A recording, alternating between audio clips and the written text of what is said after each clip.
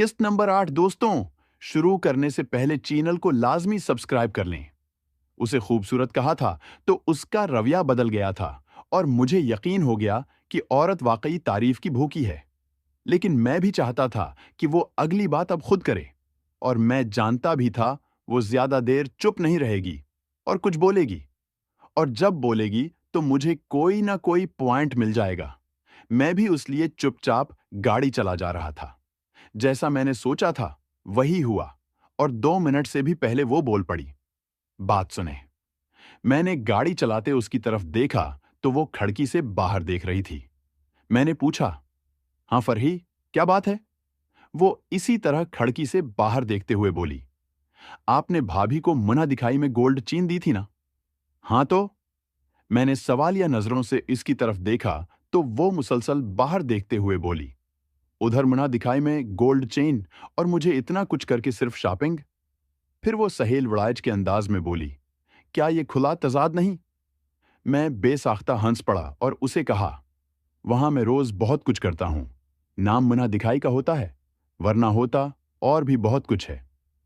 उसने एक नजर मेरी तरफ देखा और फिर बाहर देखते हुए बोली, तो इस पे आपका हक भी है, मुझ पे ये हक तो नहीं था ना।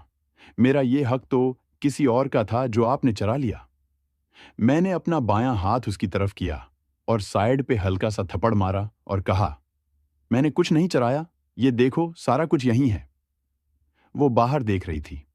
मेरे उस तरह छूने पे बेसाख्ता अच्छल पड़ी और बोली, बदतमीज, कुछ शर्म करें, ये सड़क है।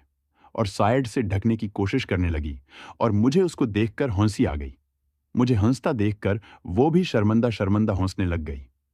मैंने उसकी मुना दिखाई वाली बात सुनी तो मेरे जहन में एक अनोखा ख्याल आया। मैंने गाड़ी चलाते चलाते इधर उधर देखना शुरू कर दिया और एक बीनिक के सामने मैंने गाड़ी खड़ी कर दी। इसने मेरी तरफ देखा मगर कुछ न बोली। मैं गाड़ी से नीचे उतरा और एटीएम मशीन के पास पहुंचा और 50,000 रुपए निकलवाए। पैसे लेकर मैं गाड़ी में पलटा और बैठते हुए 50,000 रुपए उसकी गोद में डाल दिए। इतने पैसे अपनी गोद में देखकर वो हैरान होते हुए बोली, ये सब क्या है? उसकी आंखें हैरत से फैल गईं। मैंने हंसते हुए कहा, ये मुन्ना दिखाई समझो या दिखाई, मगर अब ये तुम्हारे हैं। वो एक नजर पैसों पे डालकर बोली, बदतमीज इंसान, उम्मी मुझे जान से मार देंगी और कुछ सोच कर भी बोला करो। मैंने कहा, अभी तो तुम कह रही थी कि मुझे कुछ दया नहीं है, अब दिया है तो भी बहस कर रही हो। चलो इससे गोल्ड की कोई चीज ले लेते हैं। नाजरीन, उस वक्त सोना कोई 70,000 तौला था और अम्मी को मैं संभाल लूंगा। इसके चेहरे पे बेयकीनी के तासरात थे। उसने मुझसे कन्फर्म करते पूछा, ओए डट्टू भाई, क्या हो गया है? कोई निशा तो नहीं क्या हुआ? मैंने भी हंसते हुए कहा, कुछ नहीं किचरा रानी, ये सब तुम्हारे लिए ही हैं। अगर तुम वहां चुप रह सकती हो तो ये तो कुछ भी नहीं है। फरवा ने मेरी तरफ शर्माते हुए देखा और बोली, गंदे बदतमीज हो आप। लेकिन अब की बार इसके चेहरे पे शर्म और मुस्कुराहट थी। पैसा वाकई सब कुछ बदल सकता है। मैंने कहा, कोई बात नहीं, पहले हम ज्वेलर के पास जाते हैं और वहां से तुम भी गोल्ड चेन और जो कुछ लेना हो ले लो। उसने मेरी तरफ देखा और शरारती अंदाज में बोली, सोच लो, अब मैं कंडी लगाकर सविया करूंगी, फिर ऐसा ना हो कल अफसोस करो। मैं हंस पड़ा और कहा, तुम बेशक लाख भी कर लेना, मुझे कोई अफसोस नहीं होगा और न मुझे तुम पे खर्च करने से अफसोस होता है। सच कह रहे हो आप? उसने मेरी तरफ बेयकीनी से देखा। मैंने भी उसकी आंखों में देखते हुए कहा, हाँ, जब दिल करे आजमा लेना। अच्छा तो ये बात है तो मकान का ऊपर वाला पोर्शन मेरे नाम कर दोगे? अबू ने मकान मेरे नाम पे बनाया हुआ था और यह बात सबको पता थी। मुझे ये बात सुनकर हंसी आई और मैंने हाथ बढ़ाकर उसका हाथ अपने हाथ में लिया और गाड़ी चलाते चलाते ही कहा, सिर्फ ऊपर वाला पोर्शन क्यों? मैं सारा घर तुम्हारे नाम कर देता हूं, इसमें क्या है यार? फरवा की आंखें हैरत से फैल गईं, मगर वो कुछ न बोली और चुप हो गई। मैंने भी जब उसे जज्बाती होते देखा तो फिर कहा, फरही, तुम जो भी मांगोगी तुम्हें मिलेगा। मैं तुम्हारी कोई बात रद्द नहीं कर सकता। और साथ उसके हाथ को हल्का सा दबा दिया। फरही ने डबडबाई आंखों से मुझे देखा और हंसकर चुप हो गई। इस सारी गुफ्तगू के दौरान हम मार्केट में पहुंच गए और मैंने एक जगह देखकर गाड़ी पार्क की। उसने भी पैसे उठाकर अपने बटुए में डाल लिए। मैंने गाड़ी रोकी तो वो नीचे उतरने के लिए दूसरी तरफ मड़ी तो मैंने हाथ बढ़ाया, लेकिन उसने कोई रिएक्शन न दिया और गाड़ी से नीचे उतर गई। मैं भी गाड़ी बंद करके बाहर निकल आया। मैं गाड़ी से बाहर निकला तो फरवा, जो मेरा इंतजार कर रही थी, चलती हुई मेरे पास पहुंच आई और वो थोड़ी उलझी हुई लग रही थी, जैसे कुछ कहना चाहती हो। मैंने उसकी तरफ देखा और पूछा, हाँ गड़िया, क्या मसला है? वो अपने हाथ दूसरे हाथ में मरोड़ते हुए मुझे एक नज़र देखकर फिर आंखें झुकाकर बोली, भैया, ये गिफ्ट ऑन नहीं, मना दिखाई बहुत ज्यादा है। अम्मी शक करेंगी और मुझे डांटेंगी। आप फिर सोच लो हम उन्हें क्या बताएंगे। मैं एक लम्हे में समझ गया कि उसके अंदर भी इस बात का डर है, तभी हचकचा रही है। मैं हंस के करीब हुआ और कहा, पागल, अम्मी को ये शक कभी नहीं होगा कि कुछ मुना दिखाई है। अगर तुम नहीं बताओ तो उन्हें क्या पता? मैं कह दूंगा मैंने खुद दिया है तो वो कुछ नहीं कहेंगी। अब उन्हें ये तो नहीं पता कि मैं तुम्हारी किट्टो जनती ऊंची पहाड़ी देख चुका हूं। आखिरी बात मैंने थोड़ी मजाक के अंदाज में कही, जिससे वो बेसाख्ता सरख हो गई और जेर लब बोली, बहुत बदतमीज और गंदे बच्चे हो आप। मैंने उसे दौकान की तरफ बढ़ने का इशारा किया, लेकिन उसने निचला होंठ ऊपर वाले होंठ में दबाते, चेहरे पे मुस्कुराहट लाते हुए सर को दाएं बाएं इनकार में हिला दिया। मैंने चेहरे पे सवालिया अंदाज लाते हुए उससे पूछा, अब क्या है? वो थोड़ा करीब होकर बोली, मैं आपके आगे नहीं चलती, आप पीछे से घूरोगे।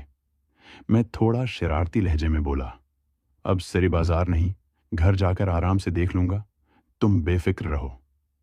उसने भी हंसते हुए कहा, बदतमीज, मैं जूती से मारूंगी। मैंने कहा, जान ले लो, चाहे तुमको किसने रोका है। वो भी हंस पड़ी और बोली, हम राह में क्यों खड़े हैं भला? मैंने कहा, तुम मुझसे छिप रही हो, कई और देख रहे होंगे। ये सारी बातें हम हल्की आवाज में कर रहे थे। वो मेरी बात सुनकर जल्दी से जेवलर की दुकान की तरफ बढ़ गई और पहली बार उस लिबास में मैंने उसे पीछे से देखा।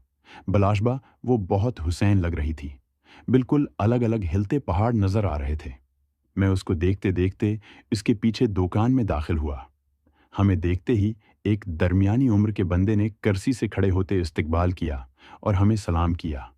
हमने भी जवाबन सलाम किया तो उसने आगे बढ़कर फरवा के सिर पे हाथ फेरा और कहा, सदा सहागन सलामत रखे, बहुत खूबसूरत जोड़ा है, बहुत अच्छा। क्या वालदीन ने जो तुम लोगों की जल्दी शादी करवा दी? और उसने हमें कुर्सी पे बैठने का इशारा किया। इसकी ये बात सुनते ही फरवा ने जल्दी से मेरी तरफ देखा। इसका चेहरा शर्म से सरख हो गया था। मैंने आंख का एक कोना बलका सा दबाकर उसे इशारा किया। फिर रस्मी गुफ्तगू के बाद मैंने इन अंकल को कुछ गोल्ड चीन दिखाने का कहा। अंकल ने गोल्ड सेट जिसमें बहुत सी चीन थी हमारे आगे रख दें। मैंने फरवा को इशारा किया तो उसने एक गोल्ड चीन उठाई और कहा, मुझे ये पसंद है। दुकानदार अंकल ने इस चीन को तौला और हमें कीमत बताई, जो कि मेरे अंदाजे से कम ही थी। मैंने वो चीन पैक करवाई और अंकल को कहा कि अंगूठियां दिखा दें, और उन्होंने अंगूठियां दिखाएं। अब की बार मैंने एक अंगूठी उठाई और फरवा की तरफ इशारा किया तो उसने अपना हाथ आगे बढ़ा दिया। मैंने उसके हाथ को देखा तो मुझे बहुत अजीब लगा और एक लम्हे के लिए मुझे आंखों के सामने हुना के पतले हाथ और कमजोर अंगलियां नजर आईं और दूसरी तरफ फरवा के मोटे खूबसूरत हाथ और मखरूती अंगलियां। मैंने उसका नर्म व नाजुक हाथ पकड़ा और उसको अंगूठी पहना दी। इसके चेहरे पे शर्म के तासरात थे। अंकल ने ये देखा तो बोले, माशाअल्लाह बेटी बहुत प्यारी है, ये जो भी पहने इस पर खुल उठता है। फरवा शर्माकर हंस पड़ी और मैंने अंगूठी और चीन की कीमत अदा की और हम दुकान से निकल आए। दुकान से निकलते ही फरवा ने मुझे फिर कहा, भाई बदतमीज, बताया क्यों नहीं कि हम बहन भाई हैं। मैंने उसकी तरफ देखा और कहा, यार, अगर ख्याल में ही तुम थोड़ी देर के लिए मेरी बीवी बन रही हो तो उससे अच्छा और क्या होगा। सच में तो तुम हाथ भी नहीं लगाने देती हो। उसने थोड़ा संजीदा होने की कोशिश करते हुए कहा, कोई दोस्तों, अगली किस्त देखने के लिए चैनल को लाजमी सब्सक्राइब कर लें और साथ में बेल आइकन को भी दबा दें ताकि नई किस्त का नोटिफिकेशन आपको फौरन मिल जाए। दोस्तों, किसी भी किस्म की कहानियां या फिर ये कहानी कटिंग के बगैर घर की या बाहर की मुकम्मल कहानियाँ खरीदने के लिए इस नंबर पर व्हाट्सएप पर राब्ता करें। हमारे पास लातादाद हर तरह की कहानियाँ, नॉवेल्स मौजूद हैं। आपको बहुत सी स्टोरीज बहुत अच्छे रेट में मिल जाएंगी।